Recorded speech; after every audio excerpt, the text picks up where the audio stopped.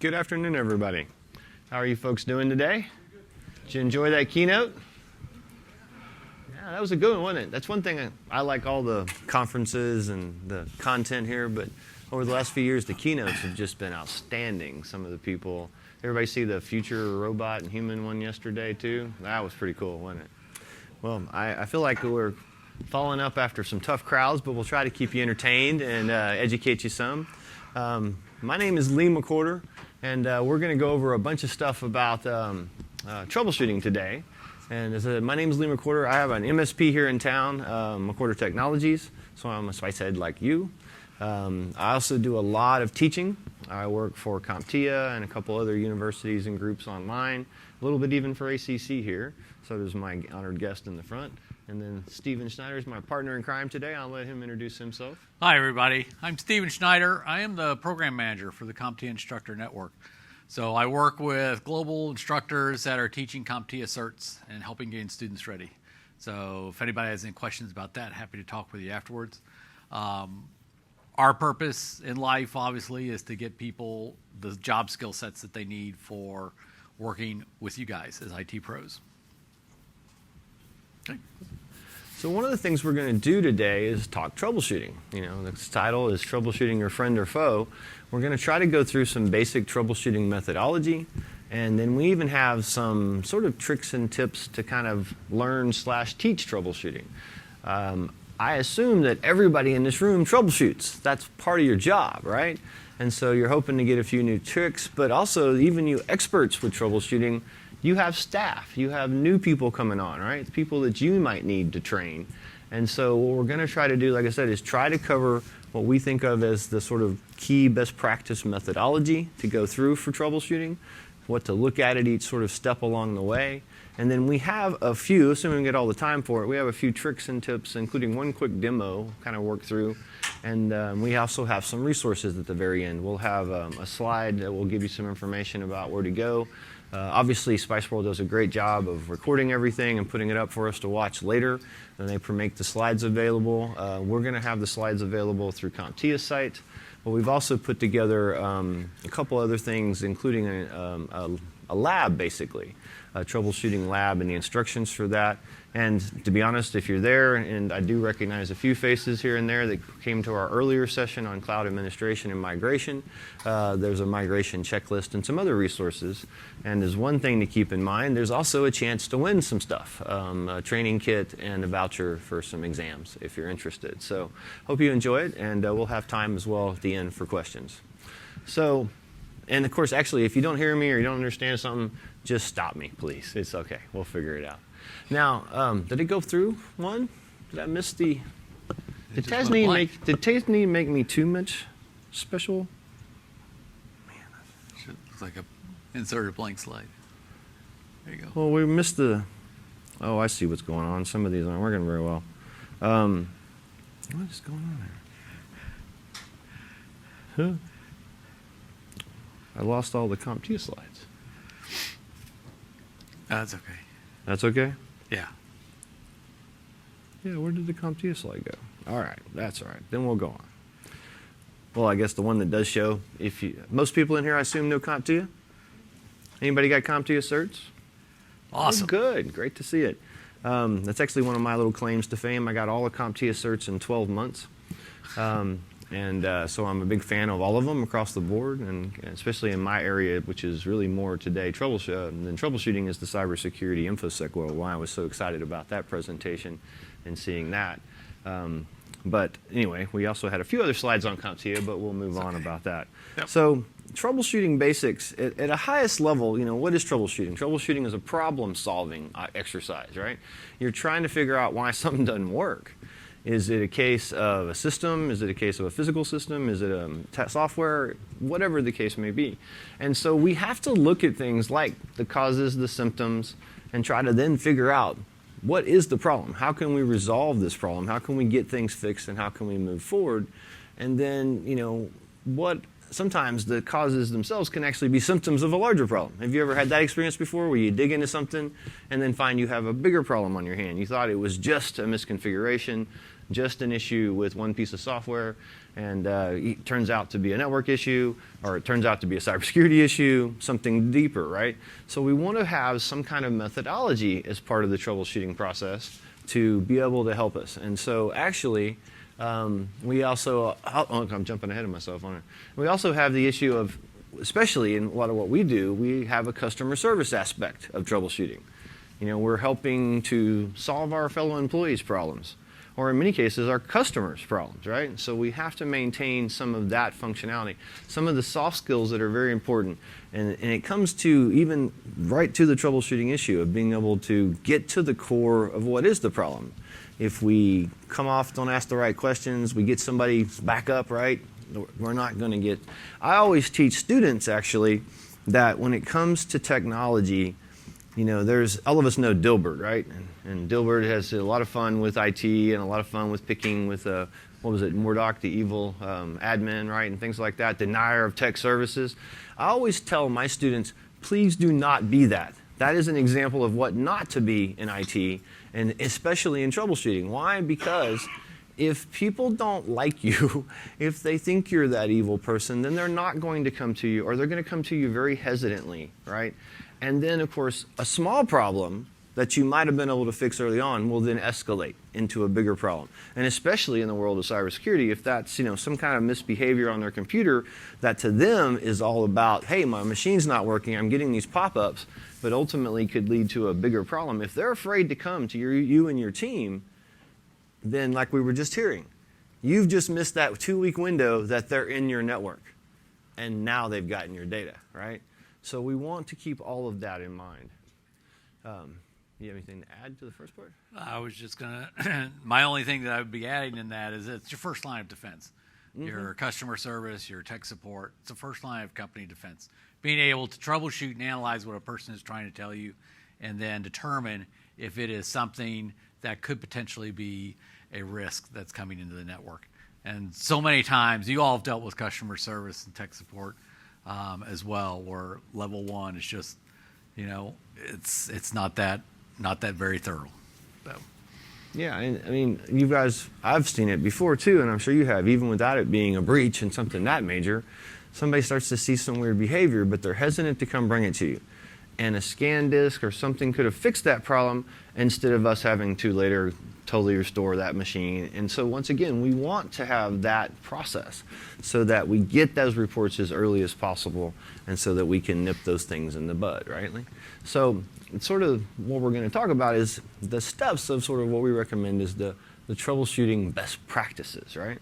So the steps that we talk about are, you know, first thing you got to do is you got to identify what the problem is. And what we mean by that is the real problem.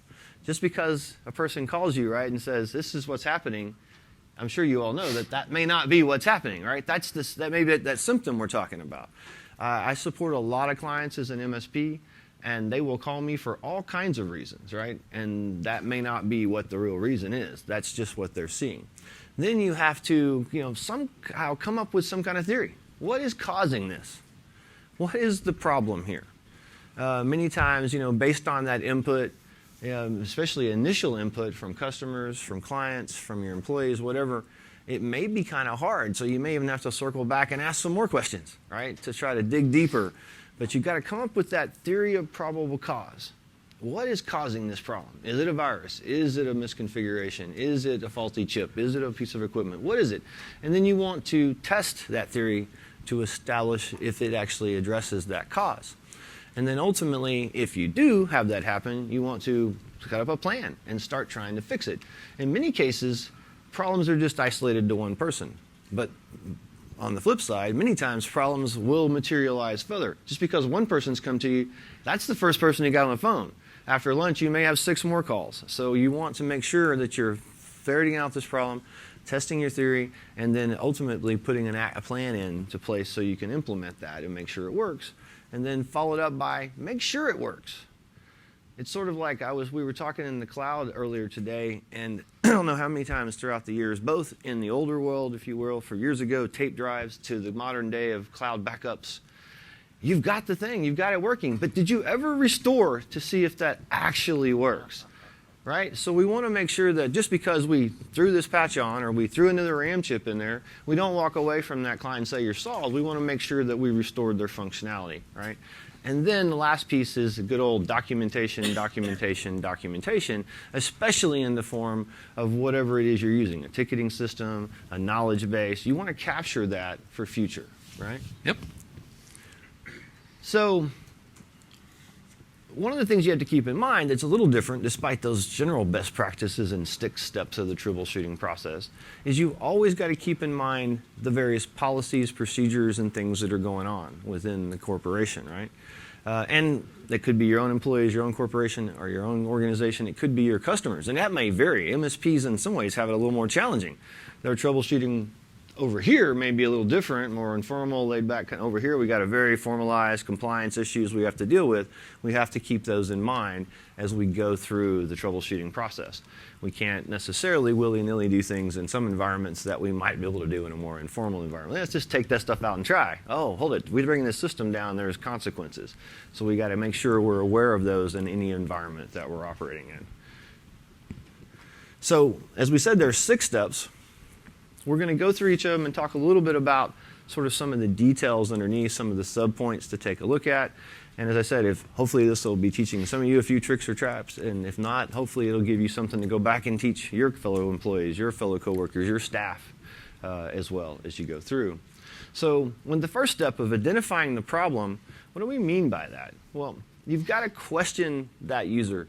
It's very rare, I would think most of us would agree, it's very rare that somebody calls you up, submits a ticket, whatever it is, and exactly what they said turns out to be exactly what is going on, right? Because a lot of times they may say it's not working. I mean, if it's easy, like my monitor doesn't come on, okay, that's pretty straightforward. My computer's running a little sluggish. Have you heard that one before? Okay, yay. That's what they want, but that's not, what's the problem? What is it, right? So we've got to dig a little deeper. We've got to ask questions. I'm sure you all, let me ask you this. How many people watched the old show House years ago, the medical? You know his famous line, people lie? And he's always trying to, if you don't know the show, the ones who didn't go up, go back and watch it. Phenomenal show.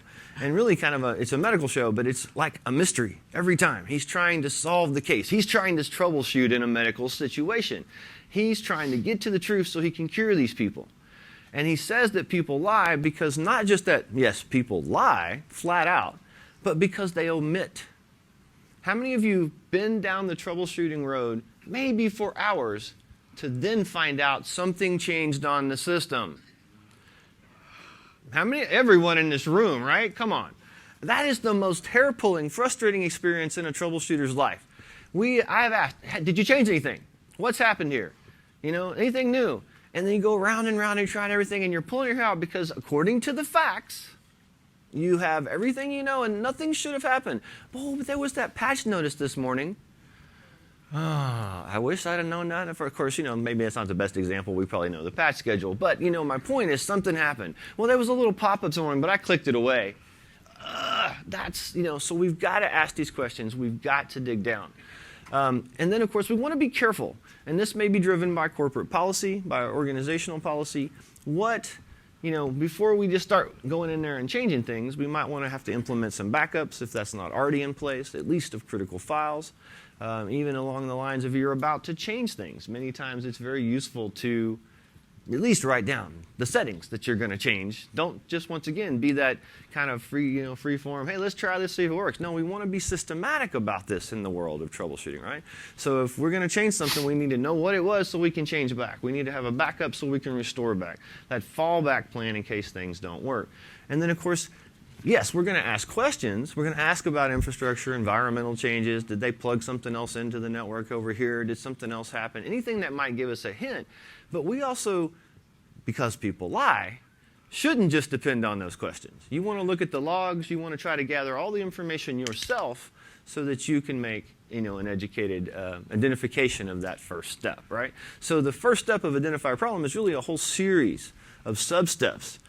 My monitor doesn't work, that's an easy one. You check a few things, it doesn't come on, okay, we'll figure out what to do, right? But if it's my computer's running sluggish, this is a brand new laptop. We used to run a whole much faster last week.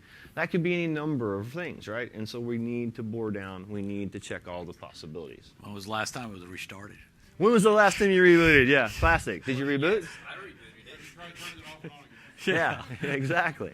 So, I knew this would be a fun one to do because there's so many, that's, kindred spirits here. That's what we all do. That's what we deal with. Is the master's in? Huh? Is the master's in? Our CFO. Yep. His computer was extremely slow. He's watching 5 videos. Is the Masters, I'm sorry, it took me a second. Golf Masters, I'm with you. NCAA, I'm there. March Madness, yeah, I got 3 machines running. The whole network slows down, right, around the whole company. So what are the factors? Thank you, exactly. We have to dig deeper. We have to sometimes stand back ourselves. That we can get caught up in the forest or the trees. Okay, we're solving this problem. Oh, hold it. I heard that they're doing X, Y. I remember years ago working with Dell. I was actually there trying to make a presentation, to make a pitch, and everything was just running slow. And thankfully, I had brought everything on a stick, and I had my own laptop because I'm like, forget this, hey, let's do it. And I managed to get the job. But it turns out later, they had a problem, and their pushed updates that should have happened at 3 in the morning were happening at 9 o'clock in the morning when I'm in there making my pitch. So the whole Dell corporate area, that whole part of the campus, was running slower than Christmas for everybody. I didn't know. I just had to work around it. In your case, you need to know that because maybe you've got a dozen calls coming in. You're going to send people out when all the really is that this didn't happen and everybody's affected, right? So now you're wasting time. So we got to dig deeper and find out that information. So a little bit more on problem identification. We want to work methodically. It's one of the things that I find frustrating with students, especially as they're learning. They'll just try stuff. And sometimes even with kind of new techs. And they were so close. If they had just been methodical about the order they tried these changes. You know what I mean? Those kind of situations where it's like if they had just done these 2 in combo together, made these 2 changes, everything would have been working. They tried that, but they never tried those 2, or they tried 3 others, and they never. You need to be very methodical. You need to have a process in place to solve certain types of problems. And, of course, experience really helps there a lot. But we want to work our way very slowly through. Don't just try to change a bunch of stuff and hope that you're going to find the problem, right? You want to work your way to diagnose the problem and find the best solution. It's basically both a troubleshooting, problem solving, and decision making. Because you can think it through, but then you got to decide, do I do that or not? Is that worth doing? What's the priorities? Generally, if you think about it from a troubleshooting point of view, you could always jump to, let's reformat the drive. We could solve the problem. If that's slowest machine, let's start over. But is that the best use of my time? And for the organization, is that the best use of my time? Right? Because if I take a little more time to think it through, a few more minutes and get the right questions and get the answer, that one flip of a switch may solve the problem. And now I can solve this across a whole department without spending weekends completely re-imaging a whole department's worth of computers. So it's proper decision-making and problem-solving that go together as part of troublemaking. It actually saves time in the long run, Yeah, right? sometimes Because what if you go ahead and jump and your problem is still there after you fixed it? Well, yeah, and I've actually seen an example of that. It's kind of sort of like he talked about with the malware and backups. If somebody's had enough time to get in and you go, oh, let's go to restore. Oh, they're back. Sometimes you think, this is too crazy. I'm not doing this. Let's just go back to that last snapshot, that last restore image.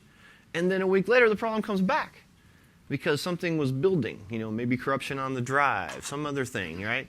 And of course, sometimes you can restore the backup, and if it's a hardware problem, like a RAM chip going bad, it's still going to be there. So sure, you've gotten there, but maybe a few more steps of troubleshooting would help you get to the right solution without doing that approach, right? So we got to make sure when we start troubleshooting that we gather all of our tools, all of our documentation, if that's access to your knowledge base, if that's the configurations of your systems, if that's specs from a vendor site, any tools you might need to get into a system. We want to, as I said, it's very much a soft skills thing. And, it's one of the things that even if you're internally training people, you probably want to emphasize this. Like, hey, what'd you do wrong, dummy? That's not the way you ask somebody when you're trying to solve a troubleshooting problem, right? right? I got to laugh, but you know what I'm talking about. We need to take this carefully. We need to ask people, and especially even more than if they're employees. And I emphasize really, the employees are important. Like I said, if they, as Steven said, they're your first line. If they're not going to come to you and your team, you're actually really opening yourself up to lots more work and lots more trouble. So if you practice that kind of, hey, okay, well, can you tell me everything that happened? Let's, blah, blah, blah. Let's keep this very informal. Let's keep this very non-confrontational. Then we can get a much better result. And then, of course, if we do have to, figure out that we're going to have to take that more overt step, we are going to have to re-image your machine. I'm sorry, hon. Do we have a plan? Can I move her over to a temporary machine somewhere so we don't, take her offline and we lose productivity for the organization? I probably can't just stop right now and re-image hers. In a big enough organization, I got 6 more tickets in my queue. So how do we do that, right? I'm going to have to schedule some of this later to minimize the impact, not only on the users, but I always tell people that we don't do IT in a silo. We don't do IT for IT's sake. Now, I know we all really do. It's people. I do it. I like tech. That's what I do for a living in all forms. But the people paying my bills, really, they want me to focus on them, right? We have to empower our organizations to succeed. And if we don't, then we won't be in a job very long, getting to play with the technology and learning all the cool things that we do. So we want to think those things through. And then, of course, we want to back up any locally stored data if we really got to one of those situations where we're about to make drastic changes. I'm not saying, you're going to turn the monitor on and off. That requires a backup. You're going to make one little small change to control panel. Probably doesn't require a backup. But otherwise, yes, we're going to have to re-image our machine. We better make sure, if we don't already have that covered through other mechanisms within our organization, that we at least make sure we don't lose the project that she's working on that's due tomorrow, right? That could be bad. You do that even if your corporate policy is nothing is stored on the local computer? You would look to see if they can, well, it depends on your rules. That's a great question. If you didn't hear, he was asking, would you do that? Would you look at the local, even if corporate policy says nothing is stored locally? If corporate policy says nothing is stored locally, and there is no rule, and I mean like group policy rule, technical control rule, that prevents them from storing, then yes, I'm going to look locally. Because 9 times out of 10, somebody's going to do a save as and put it on their damn desktop. Even if you think you've mirrored it, they've somehow found the other one that's on the local, users, because that's what it is at home, right? They didn't go up to the VDI. They didn't go up to the, wherever it is on your network. They've, or they put it on a US, stick somewhere. I would definitely look at local. Now, if you control it enough, then you can feel comfortable technically. If they have no way to save anywhere but to where you want them to, then yeah, you can probably eliminate that. They all they do is send it to my documents, puts it on the server, but they override all that. But they will override. Most users will, right? That's one of the problems we have with most tech policies. Like I said, my focus lately in many years now has been cybersecurity. It's all about policies. Acceptable use, password. But I always tell my students and I tell my clients, it's like, you can write the wonderful policy all day. If you don't put the group policy behind it that enforces that, then that's just almost a waste. You better come back and make sure they're doing it. You better come check that you can, if they're using crappy passwords, because you didn't put a rule in place. You put a policy in place that says don't use a crappy password. But you don't have the rule that's going to kick it out. So you need to combine policy controls and technical controls. Actually, what I do is I back it up, re-image the machine, give it back to them, say, where's my stuff? It sits on the server. It's on the server. Now, that's a good approach, actually. Did you hear that, everybody else? He's like, okay, I'll back it up, the stuff they kept local. And then when I re-image the server, they'll be like, where's my data? It's on the server. I put it back where it belongs. So it's a way to reinforce what they're supposed to be doing, right? So, yeah, that's a really good suggestion. I usually wait 2 days to tell them. Don't be like Mordor. All right, problem identification 2. Try to, once again, what did you do wrong? What did you break this time? I say that to my geek friends, but I'm not going to somebody in accounting and saying that. I don't want to set them against me, right? I want to get the best information I can. So I'm not saying we have to come in, like sloveling dogs, how can we help you? No, this is professional. But I'm going to treat them with professional and respect because I'm more likely to get the answers I want, right? I'm more likely to get it volunteered. And one of the things, it's a virtuous feedback loop in all forms of this. If you work with clients, you work with employees, you work with customers over a period of time, and you've had this positive thing, and you've led them to the right, and even when they tell you 2 hours later, Oh yeah, we put a new printer in this morning. You don't go, oh my God, you idiot, right? You just, all right, okay, that's a new fact, and you solve the problem. But then it reinforces that disclosure of information solves problems. The next time you're called out to that client or the next time you're called out to that employee, they're more likely to, especially if you keep treating them right, they're more likely to give you that up front because they saw that fixed it last time. So don't make that a, oh my God, make that a, okay, cool. Now, I think because by the time, usually we all know it, by the time you get that last piece, you checked everything else, and that does solve it 9 times out of 10.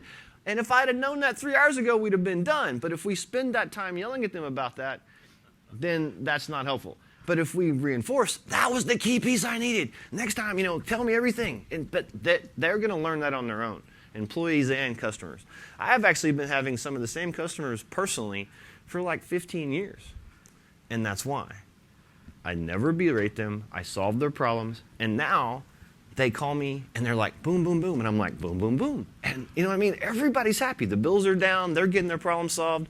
So I've kind of trained my customers. You got to train your employees, right? We talk about cybersecurity training, know before phishing. Same thing happens in troubleshooting, right? You got to train your employee. They don't know anything about it, but you want to come off with that positive attitude. Oh, I'm sorry. I'm still thinking of the customer comes and says, hey, can you help me take a look at the printer? Yeah, I'll be down there in a few minutes, right? You go down there in a few minutes, they're still clicking the print button. Right, so.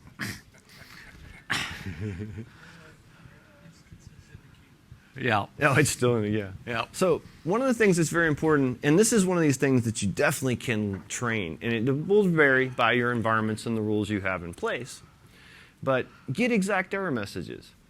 I don't know. We've all had this experience, like my computer's running sluggish, or I got an error. Really? You got an error? What kind of error? What were you doing, right? But once again, we can't do that. I can do this in front of you guys for fun, right? But in principle, then it's like, can I use this as a learning moment again? How about you take a screenshot, print screen, real easy. I need that. And if you get it for me, I'm going to solve your problem. You'll be back to work, and we'll be all happy. We'll love each other. And those kind of moments, once again, with clients, I now get emails with screenshots. That is hot, right? If you think about a total ticket, submit it with a ticket. Your job is half done. Instead of having to spend the first half trying to figure out what the heck's going on. So use these as training and learning opportunities so that you can, get better and better at this process. Find out if anybody else is. That's one thing in a bigger organization. You might have it in your knowledge base. As you're there working with bill and accounting, you may want to ask some of the other. Have you seen any kind of slow behavior? Have you seen an error message? See if it's broader. Gather all this information as part of problem solving. How long has the problem been occurring? Hopefully it's fairly quick. Sometimes people get so busy, right? They don't want to call you. They had a project. It was sluggish, but they didn't call. They'd wait a couple days later. But we want to discourage that, right? Try to talk to them. The sooner you let me know, the faster I can solve this. I know you were busy, but look what happened here. We took 2 weeks to fix this now. If I'd known a week ago, maybe we could have nipped it in the bud. We could have got you a temporary machine. We could have done whatever. So once again, learning moments and education moments. What has changed? What hasn't changed? Did you change things? Did somebody else change things? Like we're talking about. Get all this information so that you can do the best job. And has anyone else tried to solve the problem? Have you been behind another troubleshooter before? That did not solve the problem, because you won't be behind one that solves the problem. You'll be behind somebody who doesn't. Now, that may be because somebody could be a third party, could be a less experienced member of the staff, could be a member of their department, the smartest guy in accounting that's tried to fix this problem. I want to know that, right? I really do. It's useful information. So, sources of information. Check around. Look around. Hey, that printer wasn't in his office last time I was in here. Right? Shadow IT. Yeah. That's another thing. Besides just being polite, nice, really trying to be the good kind of IT people we should be because it makes our lives easier. Don't just live in your little bunker silo basement. I have my dark room too. I love it. This is bright, bright lights right here. But, I get out and walk around. Go walk about. Once in a while when there isn't the crisis blowing down, I want to go say hi to people. I want to go see people. I want to be seen. because it fits into this whole thing. Next time there's a problem, then they know Lee's a good guy. They're going to come talk to me, right? And I may have gathered some facts like, hey, I didn't know they had new copier printer scanners over here in accounting. That's good to know. I guess that worked. Who did that? Go back to the tech team. Who's the one who set that up? Oh, the vendor did. Well, the vendor got lucky. They didn't break anything, so that's good. But now we know there's something new in our environment.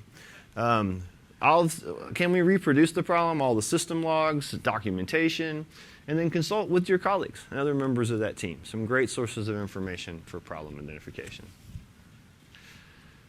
So one of the biggest things we often have to figure out during the identify the problem is the scope of the problem, right? What is the problem? And then how big is it? Because the classic example we've been using, my computer's running sluggish. Is that just their problem? Is that a bigger problem because it's a network problem? Is it a bigger problem because it's a malware infestation setting up shop in the background? Let's figure out the problem. Let's figure out the scope of the problem so then we can address as we move into the next phases. So defining the scope of the problem, we got to understand what it is. Can we replicate it? Is it permanent or intermittent? Of course, all of us know what's the worst type of troubleshooting problem to fix in the world? The intermittent problem, right? The one that only pops up every third Tuesday. Yeah. It's only when it's hot outside, or it's only when it's cold outside. I got a few in my car that do that. Don't ask me why. But is there a problem with multiple devices? So we got to look at all these different things as we go through. So then with that said, we then have to figure out, we've gathered all this information. And so some of them are real easy. My monitor won't come on. Did you push the on button? Oh, solved. Check it closed, we move on. My computer's running sluggish, and we've gone through all this. And we've decided it is a need to, whatever, scan a drive, do some defragging, kill some background apps. Maybe you let people load stuff they shouldn't. Masters game streaming, Pandora, all kind of stuff. Well, that's why. It was a great machine 6 months ago, but you filled it up full of crap and you're logged into 7 social media sites. Once again, we don't say this to the user. For more efficiency, we need to disable some of these services, right? So we established, now that's my theory at this point, right? So when we talk about, okay, so that's it. Do you have any more to add about establishing theory? It's probably one of the quicker ones, right? But we have to try to see if we can figure out that the symptoms, can they lead to, is the symptoms leading to a cause? Do the symptoms lead to our cause? What are all the symptoms that are affecting us? Question the obvious, like all those things you know from past experience. How many PDF readers do you really need? How many copies of this do you need? How many PDF readers do you need?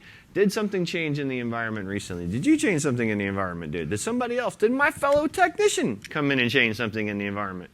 We need to get all that information and then be able to help us figure out the cause. You want to, like we all do, we kind of triage things, right? The easy thing, did we push the button? Did we restart? Oh, that didn't work. So what's next? And then, don't reach for the craziest, wildest thing until you've eliminated some of the others. But then the Sherlock Holmes thing comes in, right? When you've eliminated everything else, whatever's left has to be likely the problem, right?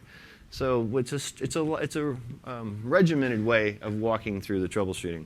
And then, of course, be prepared to backtrack and try different paths. Not that you've actually tried things. We're still established. It's mental paths.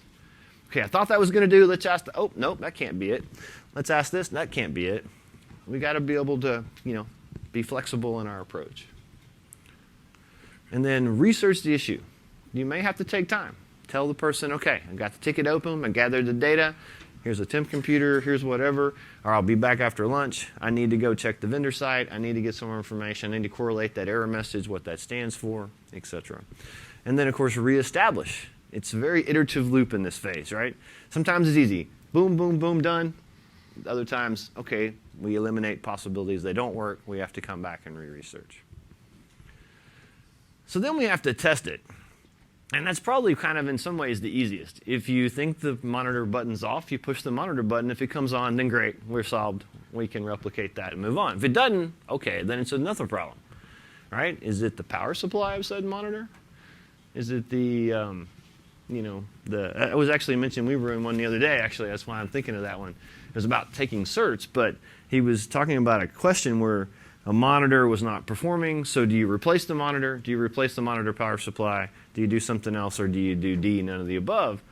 And I'm a little old school like him. I was thinking, shoot, If a monitor doesn't work when the power's not working, it's time to just swap that bad boy out. But of course, I'm thinking like those big old boys, and the LED all built in. Today, it's like a laptop thing. So the answer would be the power supply, really, today. And that's really what we would do. And so we would test that. We'd go steal the neighbor in the accounting department. And she's gone to lunch. Let me borrow hers. Let me see. If the monitor comes back up, then I know it's this power supply. And if not, then I have a problem probably with the monitor. And now it's time to do it, right? So we work through this process. And then, of course, ultimately, if we can't confirm, we might have to escalate this. We may have to come up with a new theory. We may have to go to a higher member of the team.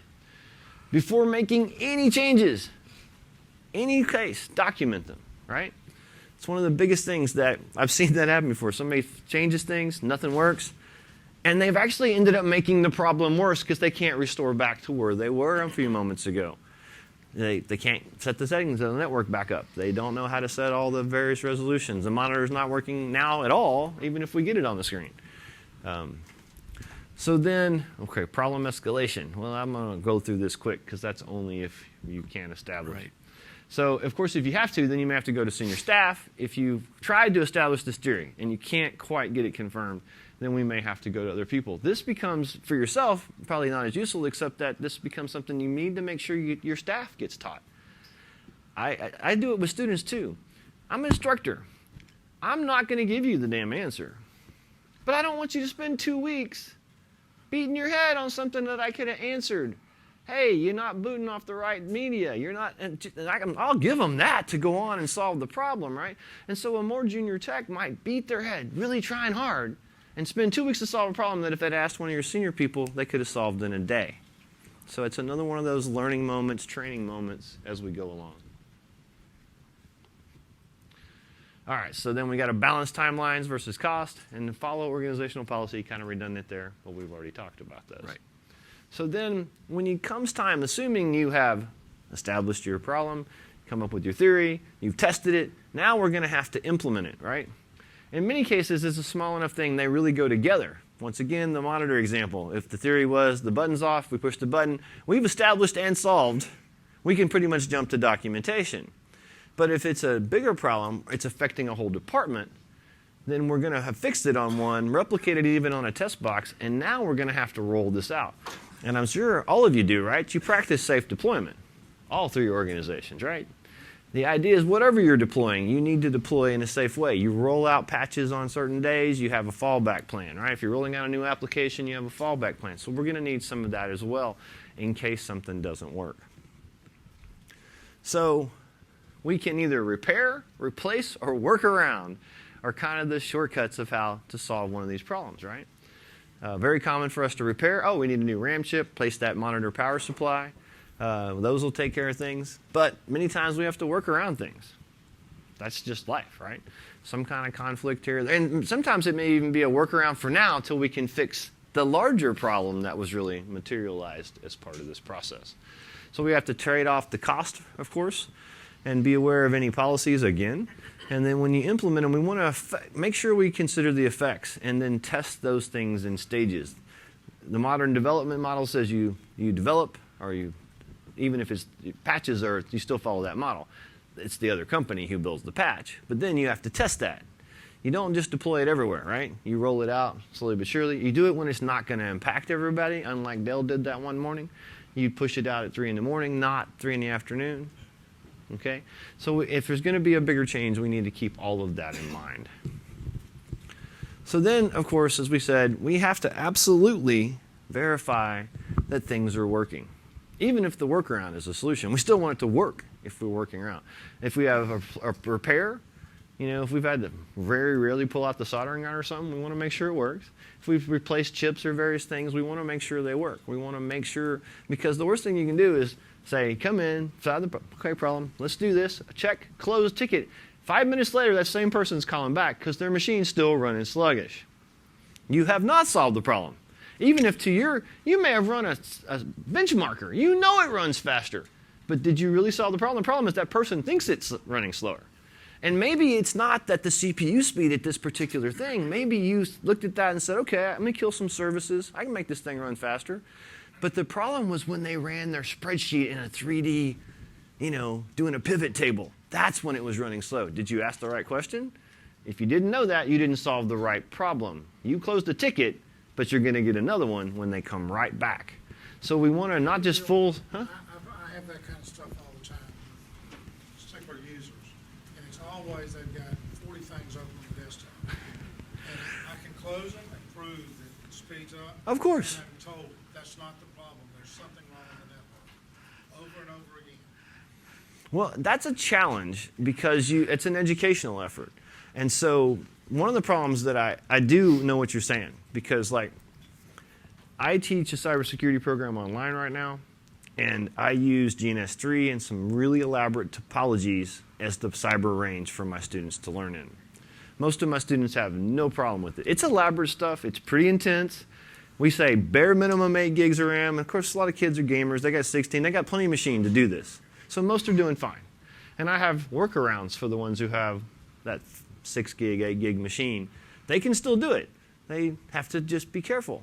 But then I have occasionally a student who, just like that, 40 browser tabs open, and they're saying my stuff's not working. Well, let's see, I have 150 students plus, so I know my stuff works in this program alone, plus I use that stuff all the time. Demoed one here last year when we did a cybersecurity presentation. And I know that stuff works. But that's a challenge, right? And I have a little advantage there because I come not from an IT support to whoever it might be. I come from the instructor. So I can a little bit more authority. But I have had the same situation. And it sort of fits so many things. My bigger problem, not just users, it's usually management are my biggest problems. Because they're the ones who want to violate policy. Oh yeah, we want strict password policy, but I want a 6-character password. We got to have strict policies, SSH keys, but I want to be able to team viewer in from home with no password. To hell you can. And the same kind of thing, like they got the same setup as everybody else in the C-suite, but that one C is the one with 40 tabs. And that's a challenge. How do I have to just take on that educator role.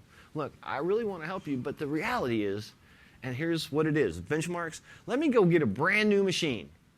Let me boot it up. Let me run this. You see how fast it is? Work it. Do whatever. Is that fast? Now, let me replicate how you operate and open 50 tabs.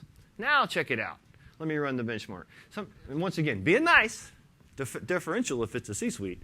But nonetheless, that's the challenge we face sometimes. We're in an educational role, right? And that's why I took this presentation that way. We come at it from an educational point of view. A lot of what we figured is really not you guys we're training. It's not you. It's the next step up or down that you have to train, right? So test.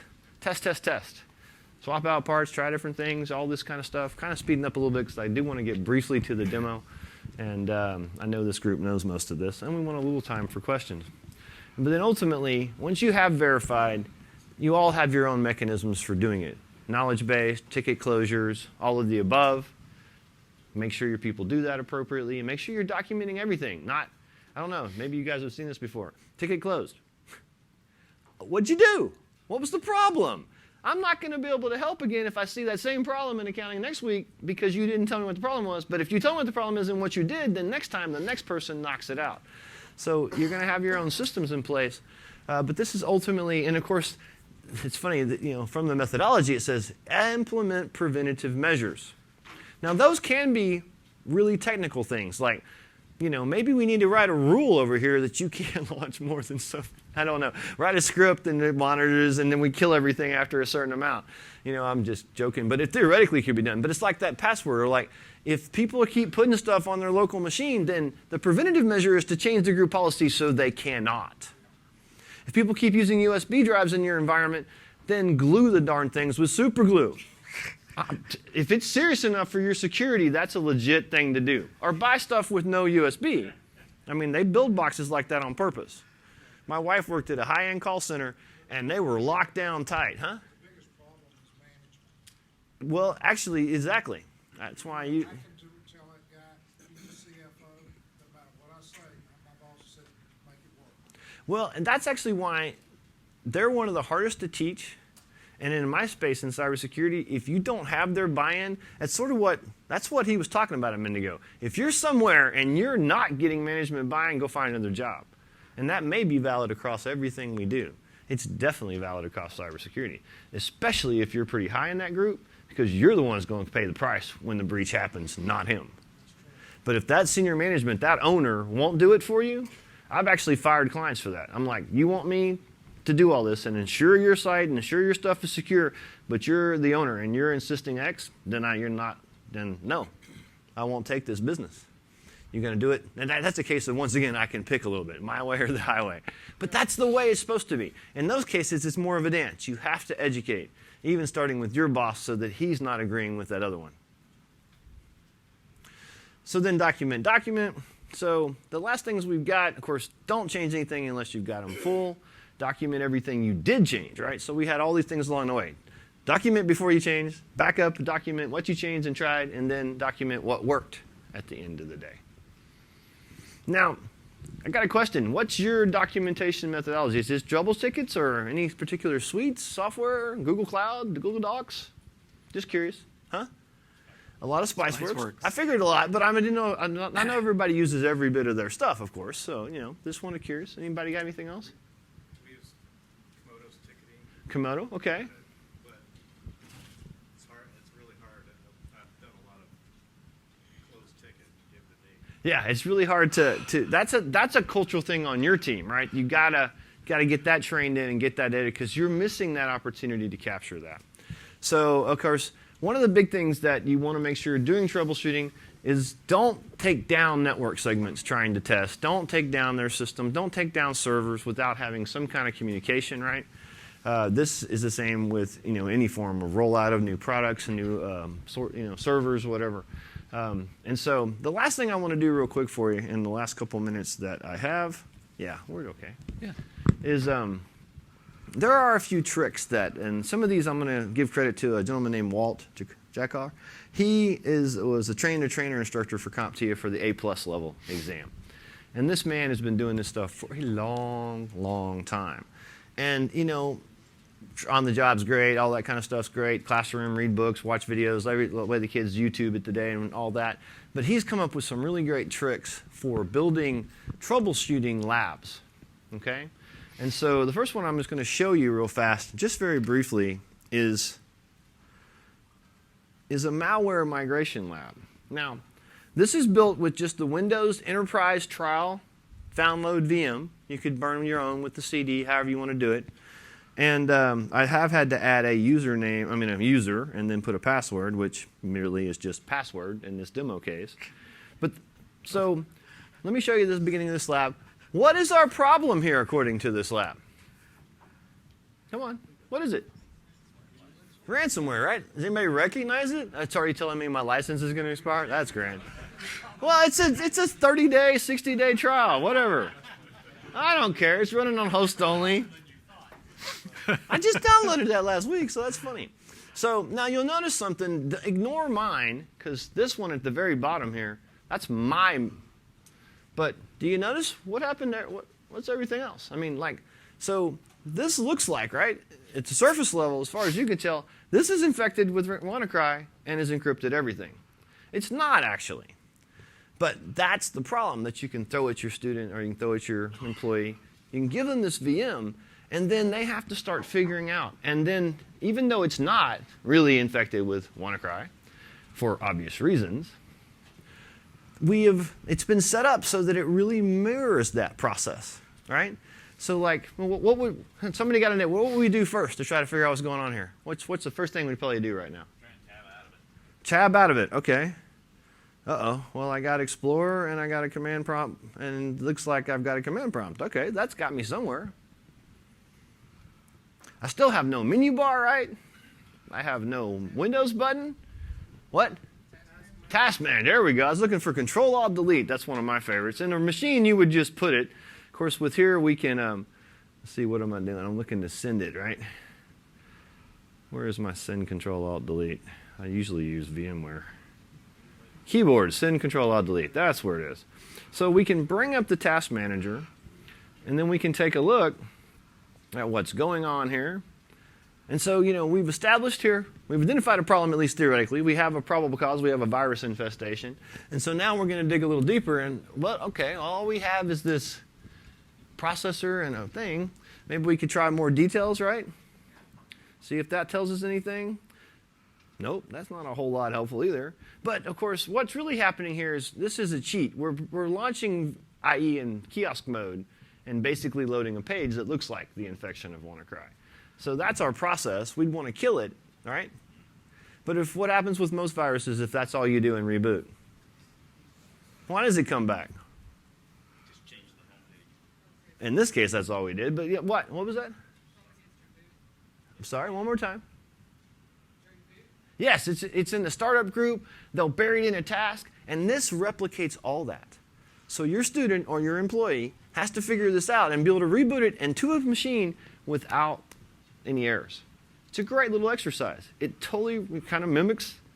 And the instructions to how to build one of these are in the resources for you folks if you find that of any value, either for yourself, for learning, or to share with friends or colleagues. Okay? Kind of cool stuff. There's a couple other things if you have the right setups. Oops, I'm passing around in here. I don't want to do that. Let's go back to this one. So there's a couple other little tricks. If you're willing to really put your students and or employees to the test, here's a couple ways to disable a RAM chip. You destroy the RAM chip in the process, but you'll notice that this version, the system will not post. It'll give audible beep patterns. There's another one in the slides where the system will post, but then doesn't work because we have a red RAM chip, right? And this is only the tip of the iceberg of what you can do if you really dig into this kind of stuff or get creative and think about it. There are, I believe, there's one more in here too. Oh, there's the other RAM version. So here's one that this will post. Well, you know, it will work through BIOS, won't throw any beeps, but of course it won't actually work. And then this is one of my favorites. I'm about to use this in a class next month. You purposely build a bad cable and then throw that into the mix. Now I'm going to do that in a classroom environment. But once again, you could give a new tech, here's this machine, here's our simulated server, why can't they talk? What's the problem, right? Or you put them on a network and figure out. So this kind of thinking, though, is what I wanted you to get to thinking about if you're training support staff. You know, yeah, show them through the knowledge base, run them through A+, whatever you want to do, but throw them really give them some hands-on troubleshooting as part of their on-the-job training. And there's some really cool things that you can do. And so at that point, does anybody have any trick like that to share real quickly? If not, then the last slide we have is, and you might want to shoot this one page, because this is the URL that you can go over, register on the site, and you've got to put your name and email pretty quick. And then you will get yourself a copy of the slides well before they're up otherwise. You get yourself a copy of that malware instructions to set up that little VM. If you want, the cloud migration guide we put together, which we put together thinking because most of the ones out there today are built by some cloud vendor. So we built a neutral one. I think it's pretty good. Hope you like it. Let us know. And the cool part is you have a chance to win the full training and a certification voucher for either A+ or Cloud Plus if you're interested. So any questions for us today? I would just suggest using that RAM test on older RAM, not necessarily the Intel 512 gig RAM. Oh yeah, chip the one that we they saw have on the Dell downtown. truck. Yeah, I wouldn't do that. $28,000 a chip. That's a little bit much for a lesson. Right. Very solid. Yeah, Yes. let's go with an Use older some one. older RAM chips on that. Did you guys see that over there in that truck? The SD pretty flash sweet. RAM 512 gig, one chip, $28,000. I want some. Actually, I want everything in that truck. The monitor, the curving. yeah, Oh I yeah, do yeah, too. yeah, yeah, yeah. Yeah. I want it all. I love that rack. You know, 4 CPUs, so many things, 24 drives. Yeah. Oh yeah. So any questions, folks, on troubleshooting? And they've got a mic. If you'll Back stand, up here. I've got one over here in the corner. If you could stand up so she can figure out who to bring the mic to so we can all hear you real fast. Happily to take some of your questions. All right. Okay. I have a quick question about users. Okay. Everybody has their different types of users, and we have one that we struggle with, the users that send you the fix when they're asking for your help because they know what's wrong, and anything that you need to do on their machine, they won't allow you to do because they know that this is the fix. So when you talk about politeness, and I actually had one help desk said, well, then fix it your own damn self. There is which a you get point. So, I'm just looking for some good, polite ways when you get this day after day after day, I got to two- handle those. Two for you for that type of user. One is you can be polite, but that doesn't mean you can't be occasionally facetious. You have a history going on here, so I might ask, do you tell your doctor how to fix you? That's a little touch, right? No, the other thing is, though, I might turn it. You keep giving us all these ideas. Why don't you come apply?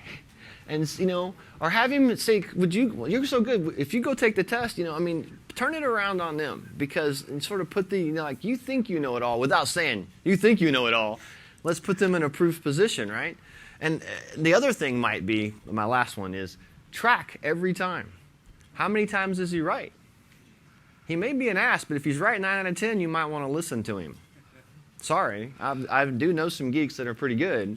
That's their other job is accounting or whatever. But most don't. So they're wrong 9 out of 10 times. You document that, then you can say, look, would you please stop telling us because you're wasting our time. Our new techs don't know any better, and they're going to come take you. We need them to start so they can learn and go through the best practice, even if you think you do. But over the last 6, you've been wrong 5. So that would be my approaches, if that helps any. And a lot of times those type of users are searching for elevated privileges, and if your policies are in place that prevent elevated users from having elevated privileges, fall back on your policy. That's a good point, because they're trying to get it so they can control it instead of having to come to you. So. You're like, that's a great thing, but I'm sorry. I've actually ran into that problem several times, Oh. and I've taken a different approach. A lot of those people I find just want to be helpful. So I've literally just sat down with them and walked them through my troubleshooting procedure with it. Okay, you think it's this. How did you come to that conclusion? And then let them walk you through it and then say, oh, okay, well, that was a good idea. This is how I go about it. I'd start here. And I start walking them through my procedure until I get to the end result that I'm looking for. And one of two things either happens. They either see that they're wrong and rely on you, or 2, they get better at troubleshooting their own problems. I love the approach, actually, because it's a variance of that whole education, right? He's showing this person, and because if they're know-it-alls, then you're going to have an attitude problem, right? But if they're really, like you said, caring, they may think they know, but they're not. They're good intentioned, I guess. Then educating them makes them better and or makes them show. So I love it. Thank you. Thank you for the suggestion. Any other questions in the room here? If you got a hand, stand up. She'll bring you the mic. No more questions? Well, I hope you enjoyed. We hope you have a great rest of the day, and thanks for coming.